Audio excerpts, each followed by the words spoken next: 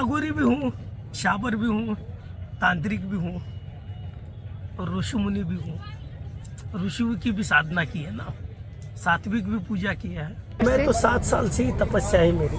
कैसे बाबा जी शुरू हुई? मेरे पूर्वज ने ही मेरे को पद्मासन लगाना सिखा दिया था छोटे ही उम्र में। आपके घर में सिद्ध थे? हाँ, सिद्ध थे। दादाजी नाना जी कौन थे? दादाजी थे, नाना जी थे, नाना जी के नाना जी थे। सिद्धों की परंपरा से हाँ। है आप? परंपरा मतलब 10वीं पीढ़ी से ही आ रही है परंपरा से। तो सब तंत्र मंत्र में थे या नॉर्मल कैसे थे? मैं वास्तुशास्त्र में भी थे, हस्तरेखा में थे, पंचांग में थे, पंचांग से फिर तंत्र में भी थे, शाबर विद्या में थे, कपाल भारती का मतलब मस्तक भी पढ़ लेते थे। बभूते में क्या है कि मंत्रों की तपस्या चलती है, जैसे साधना भरना। जैसे एक माला में 1.25 लाख माला जप होती है। जैसे पहले 1.25 लाख जप करके दशांश उसकी आहुति हो जाती है, तो उसका नित्य नियम से एक दो माला करते ही रहते हैं। बाबा जी, हमें किसी ने बोला था अगर आप दशांश आहुति नहीं दे पाते हो तो इतने जप और कर लो तो वो बराबर माना जाएगा। नहीं होते हैं, फिर दशांश आहुति जानी ही चाहिए। आहुति होने के बाद फिर 1.25 लाख मंत्र जप करो तो दुगना हो जाएगा। लेकिन उसका भरने के बाद उसका जैसे कुआं भरेगा तो पानी पिलाना तो चाहिए ना। पानी दे देंगे तो बटेगा, तो ताकत बढ़ेगी, तपस्या बढ़ेगी। अघोरी भी हूँ, शाबर भी हूँ, तांत्रिक भी हूँ और ऋषि मुनि भी हूँ। ऋषि की भी साधना की है ना, सात्विक भी पूजा की है। बाबा जी, हमें एक अघोरी बाबा जी ने बताया था कि जब उन्होंने मसान सिद्ध किया था तो एक शरीर के ऊपर बैठ के साधना करते हैं उसमें। ऐसा कुछ नहीं है, शरीर पे बैठने की जरूरत नहीं, चिता चाहिए ना। चिता जहाँ जल रही है वहाँ पद्मासन लगा के आप साधना सिद्ध कर सकते हो। उन्होंने तो ये भी बताया था कि मनुष्य का मांस भी खाया है उन्होंने। हाँ, वो खा लेते हैं, ऐसा कुछ नहीं, मांस भी खा लेते हैं। अभी तो मैंने तो नहीं देखा है, लेकिन पहले खाया जाता था। जैसे क्या है कि मैंने तो नियम कौन सा भी नहीं पाला है, प्याज लहसुन बिसुन ऐसा कुछ नियम बिल्कुल नहीं पाला है। तपस्या ही एक अखंड जीवन समर्पण किया है। जैसे एक तपस्या करने के लिए लग गया कि ये तपस्या में क्या क्या प्राप्त हो जाएगा। शमशान साधना करना है, शमशान में जैसी चिता है, चिता की विभूति ली, उसके ऊपर मंत्र कर दिया, शिव पंचाक्षर मंत्र करके बस त्राटक में लगा दिया, सिद्ध हो गए। जैसे 24, 3 महीने, 4 महीने, 5 महीने, 6 महीने, 13 महीने बिना खाए पिया कर सकते हैं साधना तपस्या की हुई है आपने? की है। 13 महीने 13 दिन ऐसे 7 दिन की साधना की है बिना खाए पिए। जैसे कुछ नहीं है, बैठ गए, बैठ ही गए। बैठने के बाद तपस्या पूरी हो रही थी तो लगा कि भूख प्यास कम हो गई, तपस्या पूरी हो गई। तो तपस्या करते करते खत्म हो जाती है भूख प्यास? हाँ, प्यास खत्म हो जाती है। भगवान में श्रद्धा है तो इसमें उसका ही परमात्मा है।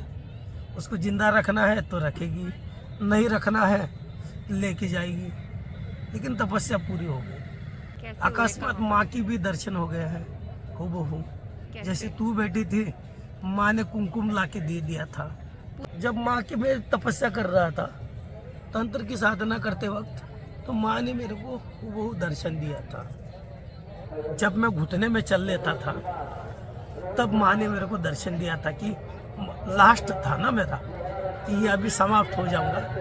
तो माँ ने इतना सा कुमकुम लेके बोली, ले ये इतना सा कुमकुम तू तिलक कर, हो जाएगी तेरी मनोकामना पूरी। तब तो मैं किसी को छूता नहीं था, स्पर्श नहीं कर लेता। तो क्यों मेरे को छू रही है, यहाँ से हट जा। तो कुछ क्षणिक में अदृश्य हो गई माता रानी। शाबर मंत्र था, जादू का एक पिटारा, वो चला देता था सोते सोते।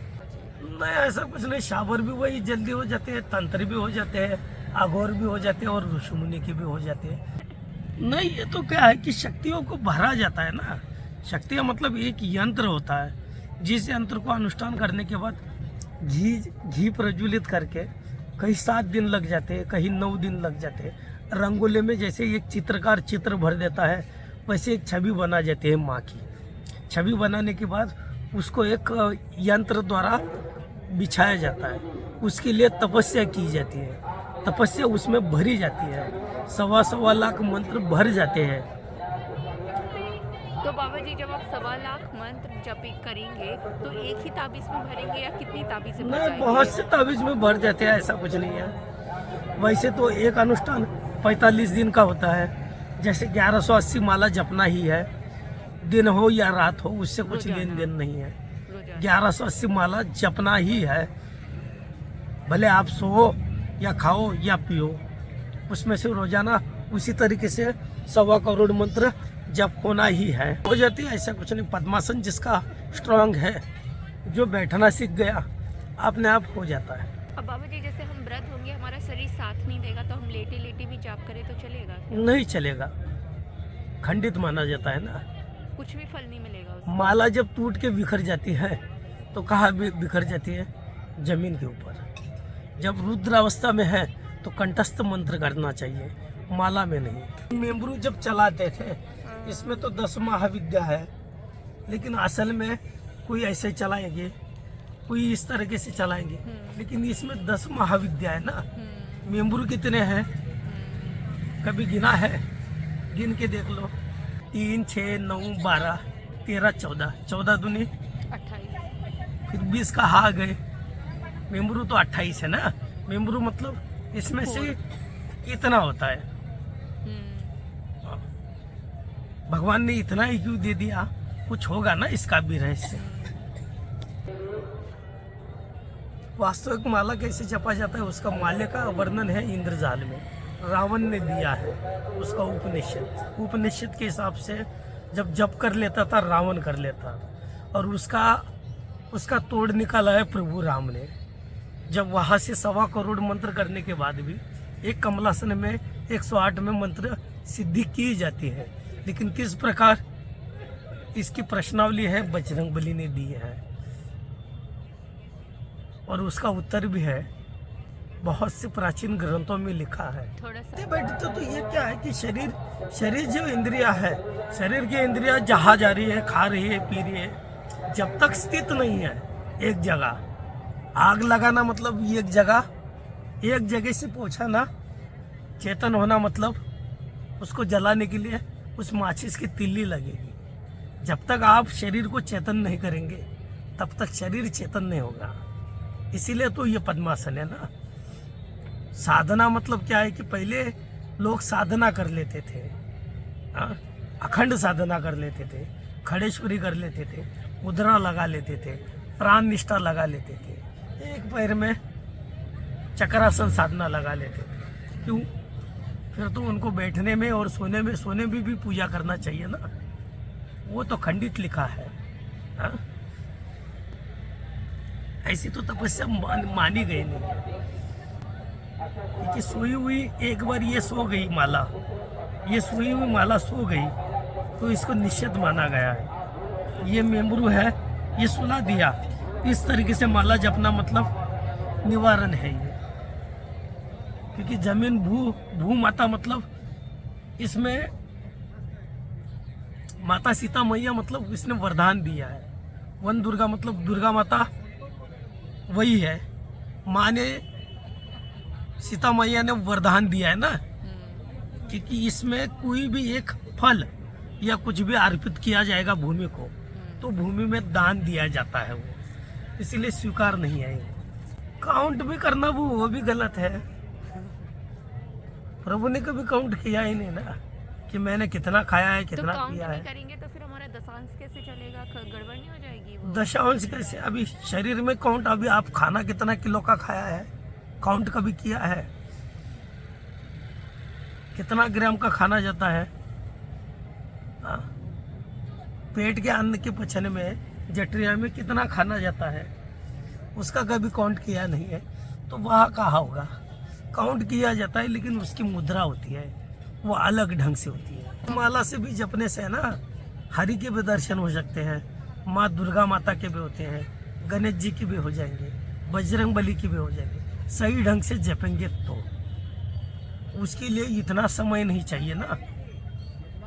थोड़ा भी समय मिल गया तो भी वो समय में परमात्मा को प्राप्त किया जाता है। उसके लिए सही बैठना चाहिए।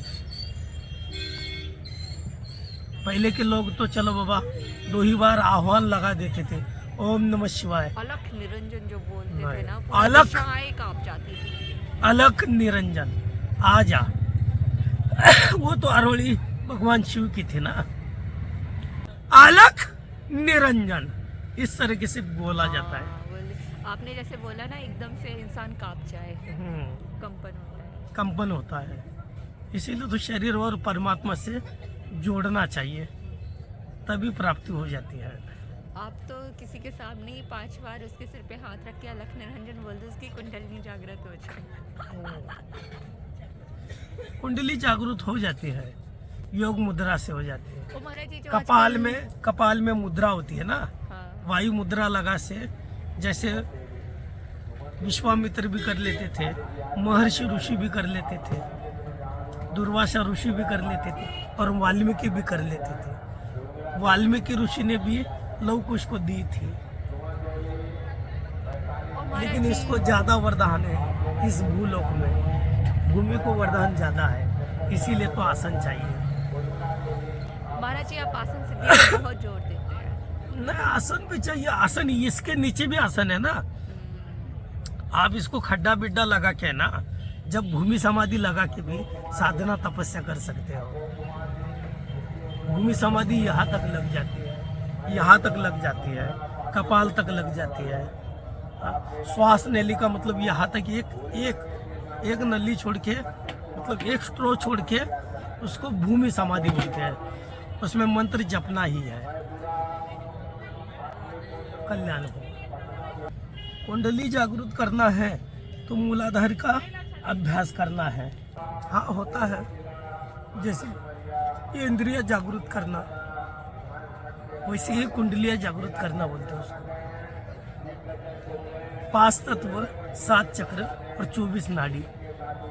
और महाराज जी, अगर किसी साधक को जागृत करनी हो तो वो तो जल्दी हो जाएगी, कैसे? बहुत जल्दी, उसकी क्रिया होती है। तो अगर कोई आपके शरण में आए तो वो उसका अभ्यास कर सकता है? हाँ बिल्कुल, कोई भी कर सकता है, स्त्री हो पुरुष हो, जिसकी जिज्ञासा है कोई भी कर सकता है। जिसका पठन सही है सारे कर सकते हैं, अच्छा महाराज जी। कल्याण होगा।